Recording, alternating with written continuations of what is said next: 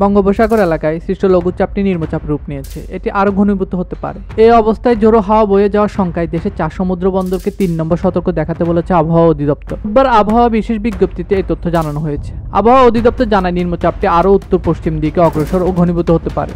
প্রভাবে উত্তর বঙ্গোপসাগর এলাকায় বায়ু চাপের তারতম্যের আধিক্য বিরাজ করছে। সেই সঙ্গে উত্তর বঙ্গোপসাগর বাংলাদেশের উপকূলীয় এলাকায় এবং সমুদ্র বন্দরগুলোর উপর দিয়ে দমকা হাওয়া অথবা ঝোড়ো হাওয়া বয়ে যেতে পারে। এতে আরও বলা হয়েছে নিম্নচাপটি রোববার সকাল 6টায় চট্টগ্রাম সমুদ্র বন্দর থেকে 710 কিলোমিটার পশ্চিম দক্ষিণ পশ্চিমে, কক্সবাজার সমুদ্র থেকে 670 কিলোমিটার পশ্চিম দক্ষিণ পশ্চিমে অবস্থান করছিল। জানানো হচ্ছে নিম্নচাপ কেন্দ্রে 44 কিলোমিটার মধ্যে বাতাসে সর্বোচ্চ একটানা গতিবেগ ঘন্টায় 40 কিলোমিটার, যা দমকা অথবা ঝোড়ো হাওয়ার আকারে 50 কিলোমিটার পর্যন্ত বৃদ্ধি পাচ্ছে।